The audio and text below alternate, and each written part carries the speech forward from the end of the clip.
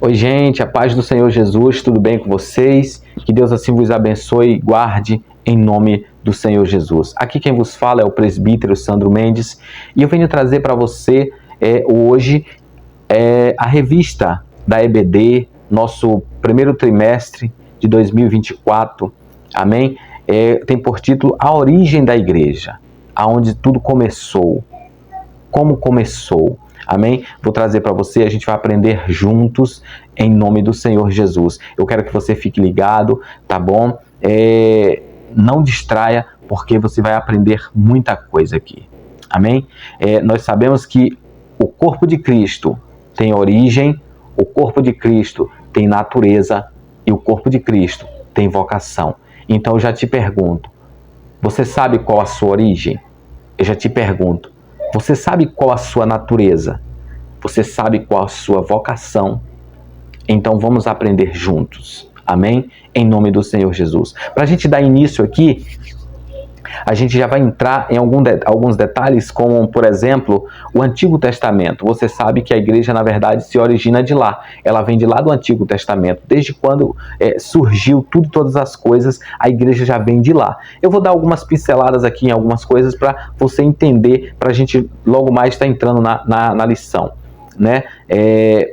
Desde então, Mateus 6,33 diz, buscar em primeiro lugar o reino de Deus. Então, o reino, o que está em jogo aqui é o reino. Nós temos que buscar o reino. Amém? Por quê? A palavra reino de Deus, no grego, dá-se o nome de Basileia. Basileia, a gente pode traduzir como governo de Deus ou governo de Deus em ação. Amém? Então o governo de Deus está em ação. Deus manda e a sua igreja obedece. Amém? Deus te chama e você se prontifica, Ele te usa e te envia. Amém? Esse é reino de Deus. Presta atenção numa coisa.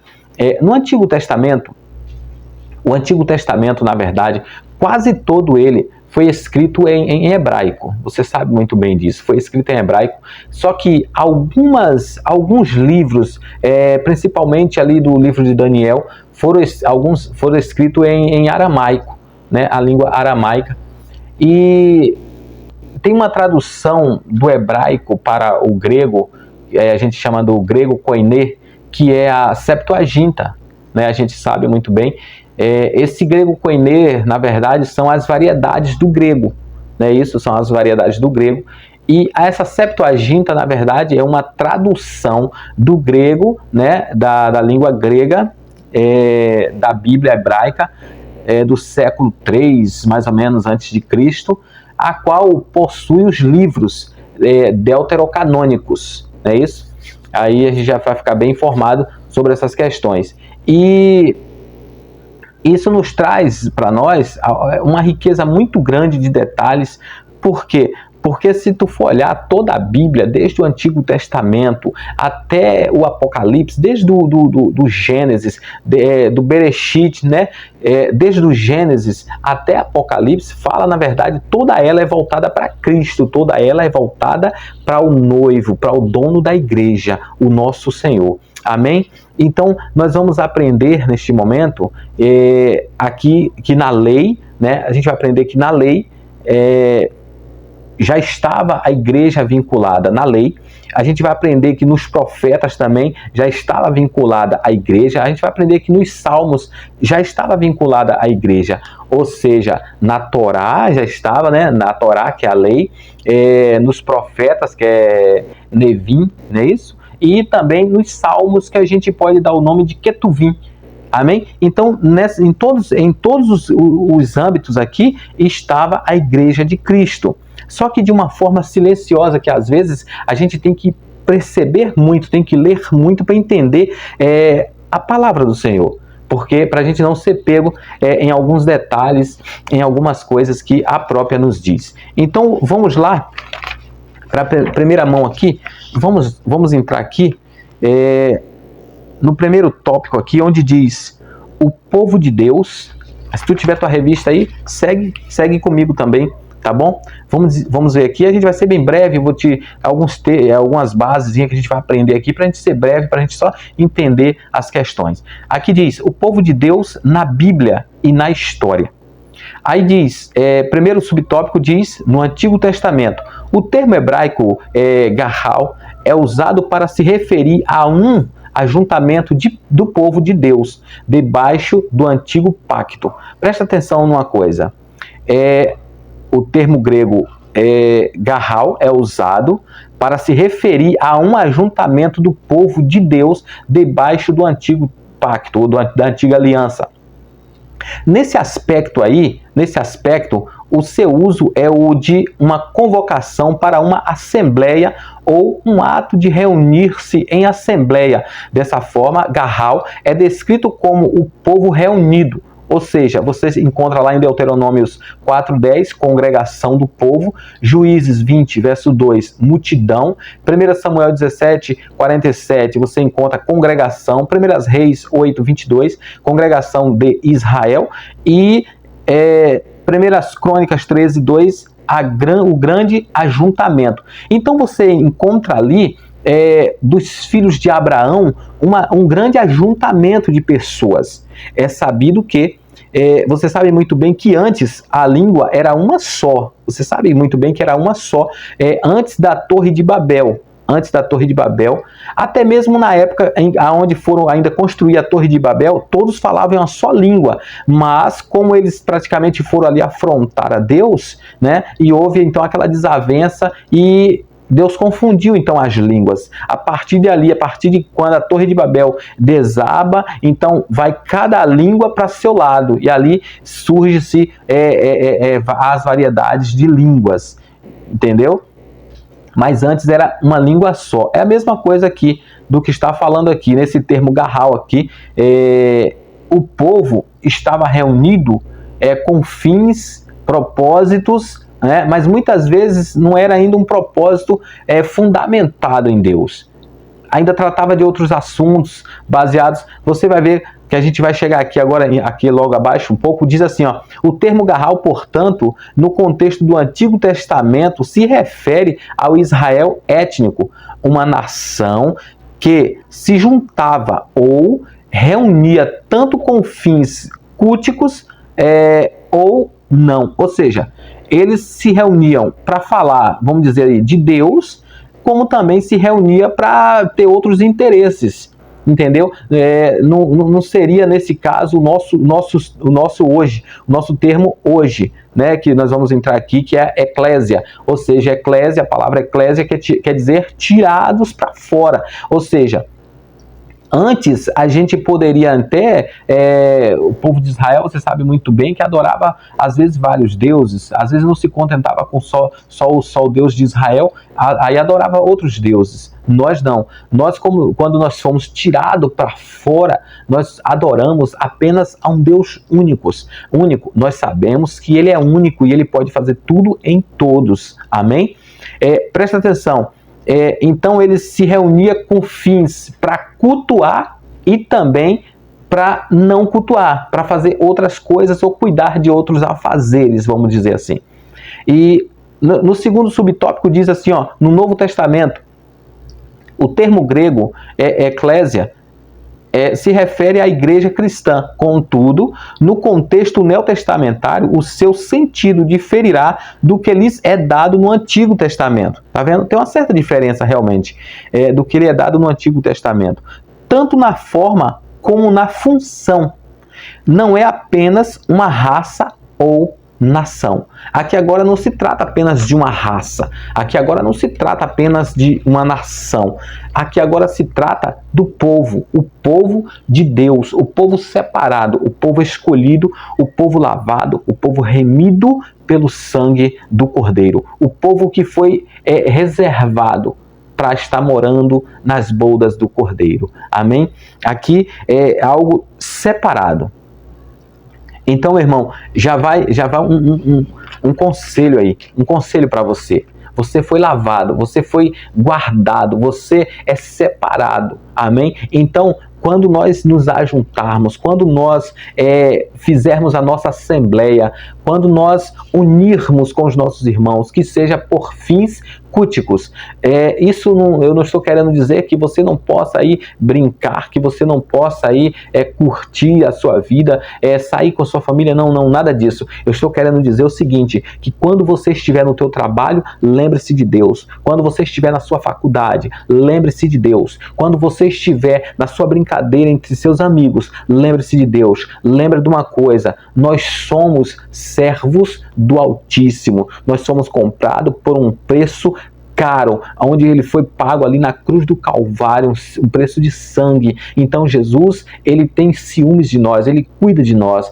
Então, quando a gente for entrar ou sair, quando a gente for para algum lugar, vamos sempre mostrar que Deus é nas nossas vidas. Amém? Oh, glória a Deus. Aleluia. E ali mais à frente diz assim, mas todos aqueles de diferentes raças e nações que foram comprados pelo sangue de Cristo, tá vendo? Ou seja, nós fomos comprados por esse sangue. Glória a Deus, aleluia. Desde já aqui eu quero te dizer, se você não é inscrito ainda no canal, se inscreva aí, tá? Ative o sininho para você receber todas as notificações, porque já vai uma boa notícia, aqui é apenas o começo. Tá? É apenas o começo, nós não vamos ficar apenas nas revistas da Escola Bíblica Dominical. Eu tenho preparado aí alguns estudos, eu tenho preparado aí alguns esboços de algumas mensagens, eu tenho preparado muita coisa boa e eu tenho certeza, se você ficar comigo, você vai aprender muita coisa, amém? Que vem do coração de Deus para os nossos corações. Continuando aqui, diz, assim, o seu sentido no Novo Testamento é majoritariamente sacro, ou seja, é sagrado, isto é, de uma assembleia de crentes que se juntaram para adorar a Deus, ou seja, é um povo que está unido em um só pensamento, em uma só intenção. Ei, meu irmão, já vai um conselho aqui para você.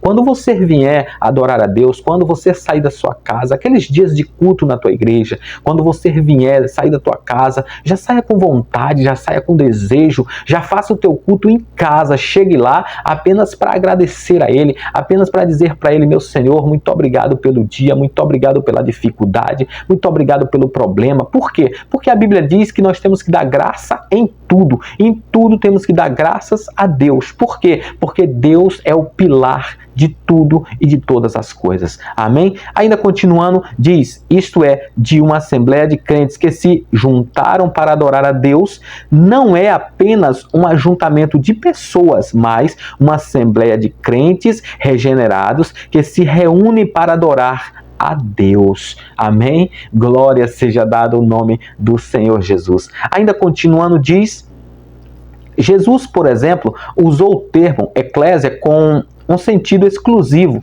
o povo adquirido pelo seu sangue, Mateus 16, 18. Dessa forma, o uso paulino de eclésia nas suas epístolas designa sempre a comunidade dos salvos. Por que comunidade? É porque é um povo de comum acordo, ou seja, o bem que eu quero para o meu irmão, ou melhor, o bem que o meu irmão quer para mim é o bem que eu quero para ele, e ou vice-versa, entendeu? Eu não quero a maldade para o meu irmão, muito pelo contrário. Amém? E o uso, continuando aqui, comunidade dos salvos. Assim vemos Paulo saudando a igreja em 1 Coríntios 1, 2, ensinando as igrejas, disciplinando o uso dos dons da adoração da igreja e vice-versa, e dando diretrizes à igreja. Amém? Lá no seu terceiro subtópico diz, na história cristã. Na história cristã. Presta atenção nisso aqui. Há quem creia que a igreja subsiste governada pelo sucessor de Pedro. Não é isso? Muita gente que crê dessa forma. Vamos prestar bastante atenção aqui. Que a igreja é sustentada pelo sucessor de Pedro. Há quem diga isso, tá? E pelos bispos em comunhão com ele. Evidentemente, a tradição protestante rejeita esse conceito, visto que ele não reflete o contexto do Novo Testamento, onde a figura do sucessor de Pedro é totalmente estranha e desconhecida após a reforma do século XVI. a tradição protestante procurou dar um sentido bíblico e mais preciso a respeito do que uma igreja é de fato. Então, qual foi o sentido que ele deixou aqui? Qual foi o sentido? Foi esse aqui, ó. Olha aí, olha na tua lição, ó. Em uma grande denominação, preste atenção nisso aqui, em uma grande denominação protestante histórica, a igreja é definida como uma congregação local de pessoas regeneradas e batizadas após confissão de fé. Amém? Então, eu ainda coloquei aqui, isso pode ser uma comunidade, né, uma comunidade do povo de Deus, porque de comum acordo. Então, isso sim é uma igreja, isso sim é um povo, onde o povo se reúne. Por quê? Porque o povo já está sendo regenerado, eles foram batizados, ou seja, eles ceiam, então eles têm comunhão uns com os outros, isso sim é a igreja do Senhor Jesus Cristo. Amém? Ainda continuando, diz, por outro lado, de acordo com um documento de uma grande denominação pentecostal americana, entendemos a igreja como o corpo de Cristo e a habitação de Deus através do Espírito Santo, com divinas nomeações para cumprimento de sua grande comissão, onde cada crente nascido do Espírito é parte integrante. Amém? Glória a Deus. Da Assembleia Universal e da Igreja dos Primogênitos que estão escritos no céu. Amém? Dá graças a Deus, porque nós fazemos parte dessa igreja. O meu nome está escrito no céu. O seu nome está escrito também lá no céu. Amém? Então nós somos membros do corpo de Cristo. E pelo fato de sermos membros do corpo de Cristo, o nosso nome está escrito no céu de glória. Amém? Vou correr mais um pouquinho aqui. Vamos lá. O 2, segundo tópico, diz a igreja como criação divina. Presta bastante atenção nisso aqui. A igreja como, primeiro subtópico, a igreja como um ideal de Deus. Olha bem isso aqui. Desde a eternidade, a igreja estava no coração de Deus e foi idealizada por Ele. Amém? Foi idealizada por Ele. Presta atenção nisso aqui. Aí diz, em sua essência, ela é um projeto divino. Na sua essência, ela é um projeto divino. Presta atenção. Como também nos elegeu nele, Cristo, antes da fundação do mundo. Oh, glória! Antes da fundação do mundo, a igreja foi criada na eternidade.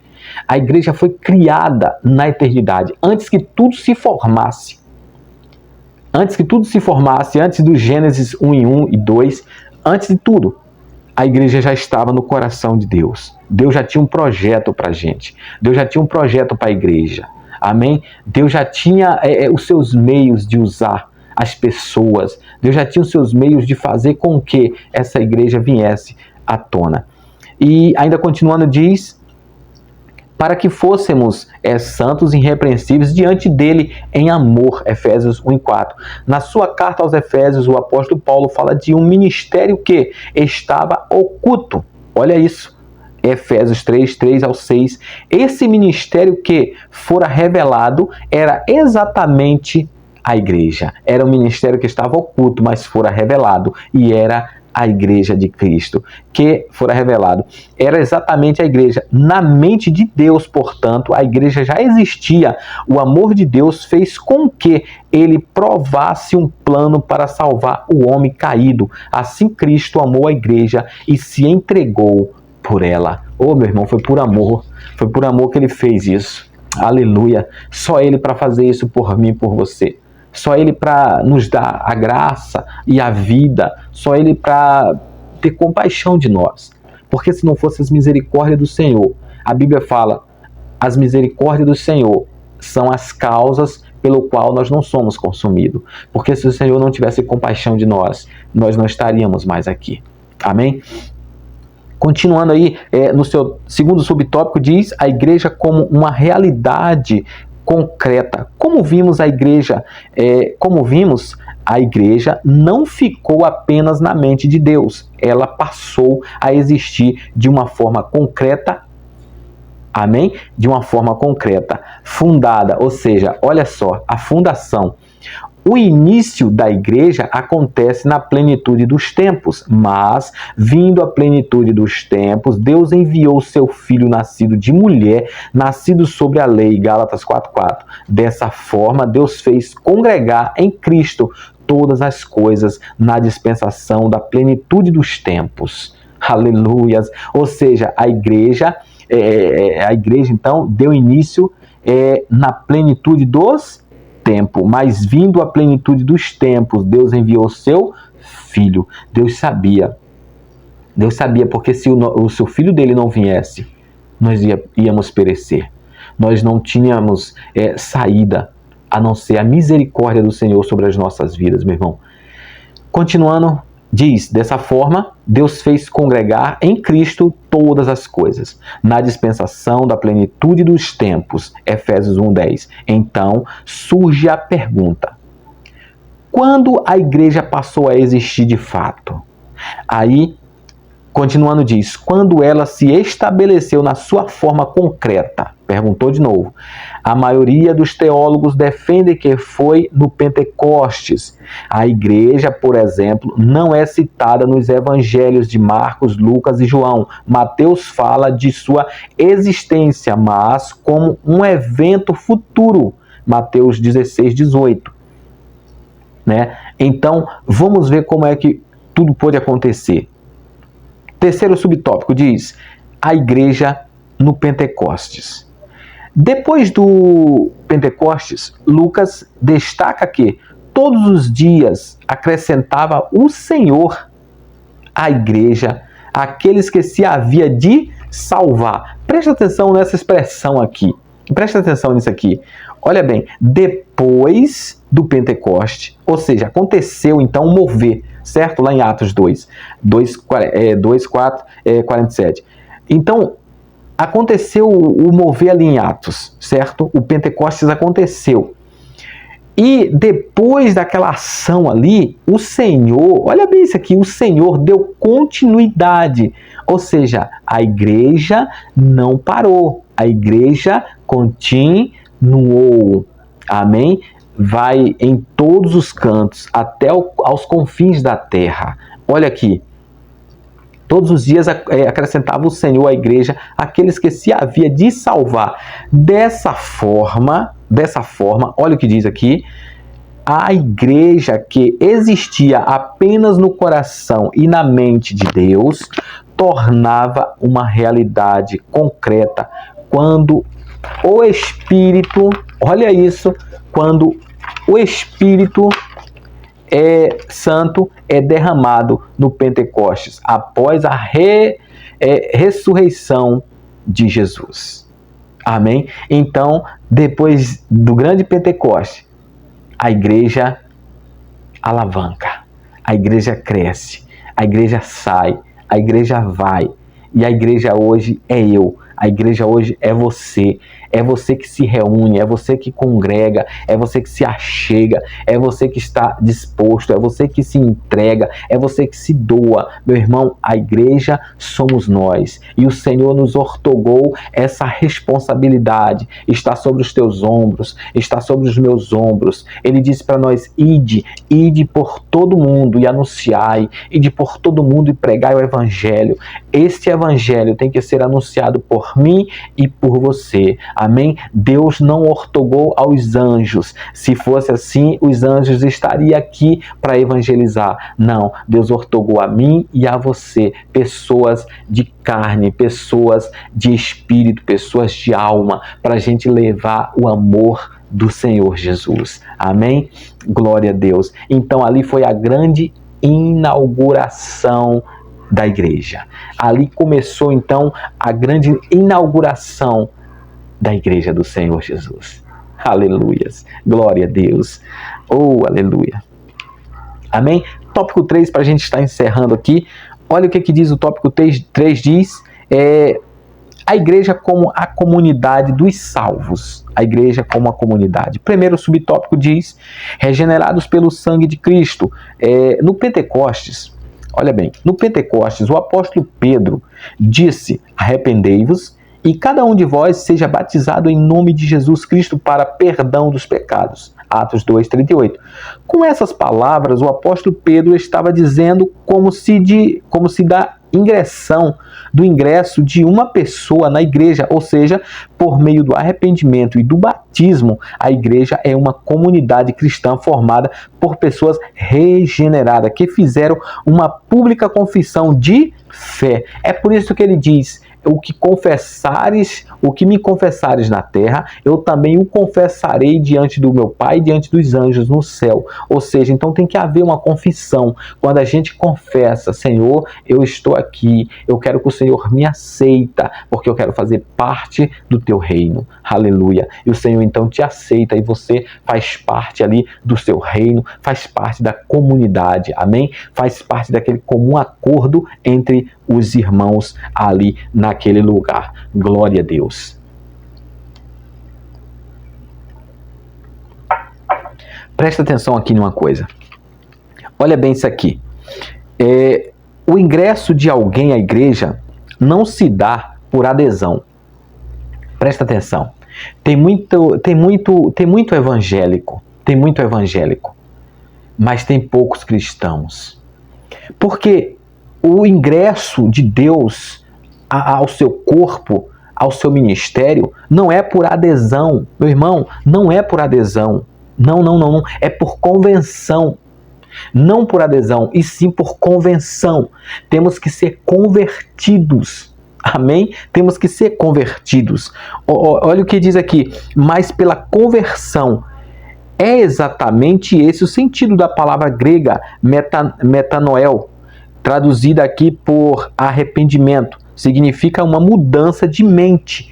Ou seja, o ser humano tem que ter uma mudança de mente, uma mudança de atitudes, uma mudança de hábitos, uma mudança de atitudes. Você tem que fazer algo diferente. Você não é o mesmo. Ei, você não é mais aquele. Você é outro, você mudou. Ei, a sociedade não te vê mais como a irmã fulana, o irmão fulano. Ei, nossa, eu lembro que aquele cara era assim. Olha hoje. Ou seja, o povo começa a ver Deus em você, porque você está transformado, porque você não chegou à igreja por adesão, você não aderiu à igreja, a igreja não, você está entendendo? Você não aderiu, você entrou, aceitou, se converteu, você largou as práticas. A Bíblia diz que quando nós aceitamos as coisas velhas, faz o quê? Se passaram, eis que tudo se fez novo. Amém? Então, meu irmão, é novidade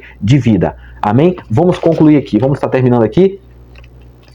Mais que graças ao Evangelho tiveram suas vidas transformadas. O nosso segundo subtópico do terceiro diz: selados pelo Espírito Santo. Olha isso aqui. Já foi dito que a igreja tem sua origem no dia de Pentecostes. Por meio do Espírito de Deus, somos batizados no corpo de Cristo. A igreja, então, passamos a fazer parte dela. Amém? Glória a Deus. Somos ingressados. É exatamente isso que o apóstolo Paulo diz aos Coríntios na sua primeira carta: pois todos nós fomos batizados em um espírito formado, um corpo, quer judeu, quer grego, quer servo, quer livres, e todos termos batizado no espírito. Por que ele falou isso? Porque, se tu sabe, a Bíblia fala: eu vim para os que era meu, mas os meus não receberam, e todos aqueles que me recebem tornarão filhos e tal, e assim vai. Então, Jesus veio para todos os livres, pensadores, todo mundo. Jesus veio para toda a raça humana, sem fazer acepção. Amém? Jesus veio para todos. Tanto é que a palavra nos diz lá sobre a mulher, né? A mulher cananita, a mulher cananeia lá de Mateus 15, 21, não é isso? Mateus 15, 21 que fala que quando ela chegou para o Senhor me socorre, minha filha está miseravelmente endemoniada. O Senhor foi e falou assim, não é lícito pegar o pão dos filhos e deitar aos cachorrinhos. Ela vai e responde, mestre, mas até os cachorrinhos comem das migalhas das mesas dos seus senhores. Em outras palavras, ela disse isso, meu Senhor, o Senhor sabe muito bem que nós alcançamos pela graça, pela misericórdia, nós alcançamos o perdão, nós alcançamos a salvação, nós alcançamos a sua bênção. Aleluia, glória a Deus, aleluia, oh glória. Terceiro subtópico para a gente terminar, diz o batismo de Cristo e o do Espírito. O apóstolo Pedro, que exortou os presentes no dia de Pentecostes a se arrependerem, também disse, e recebereis o dom do Espírito Santo, Atos 2,38. Assim, olha isso aqui, assim podemos afirmar que Cristo batizou os crentes com o Espírito Santo e com fogo. Olha bem, um batismo de capacitação. Olha, um batismo de capacitação. Quando você é batizado, você é capacitado. Quando você é batizado, você é impulsionado. Quando você é batizado, você tem que ser usado. Quando você é batizado, você tem que ir, meu irmão. Você recebe ali uma injeção de ânimo. Você está ali apto. Você está sabendo em quem você está crendo. Você está indo porque você garante. Você tem fé naquele que te enviou, naquele que te chamou. Amém? Glória a Deus. Aí diz aqui, ó, enquanto o Espírito os batizou no corpo de Cristo, um batismo de iniciação. Você iniciou-se a sua carreira no corpo de Cristo Jesus. Amém? E foi assim, então, formando a Igreja de Jesus, o Cristo. Meu irmão, vamos ficando por aqui, tá? Se você não é inscrito, se inscreva no canal, amém? Ative o sininho para receber todas as notificações. Tinha muitas outras coisas aqui para a gente estar falando, mas vamos deixar para uma próxima. Já estou trazendo a segunda aula deste trimestre, amém? Eu tenho certeza que nós vamos crescer aqui na graça e no conhecimento, e como eu disse lá no começo, não vai ficar apenas na lição da EBD, tem muitos conteúdos que eu estou preparando, muita coisa boa, maravilhosa, coisa do céu, amém? Para que a gente possa crescer na graça e no conhecimento, amém? Que o Senhor te abençoe, te guarde, proteja a tua casa, a tua família, em nome do Senhor Jesus. Eu te abençoo em nome do Pai, do Filho e do Espírito Santo de Deus, amém? Que Deus assim vos abençoe. Glória a Deus.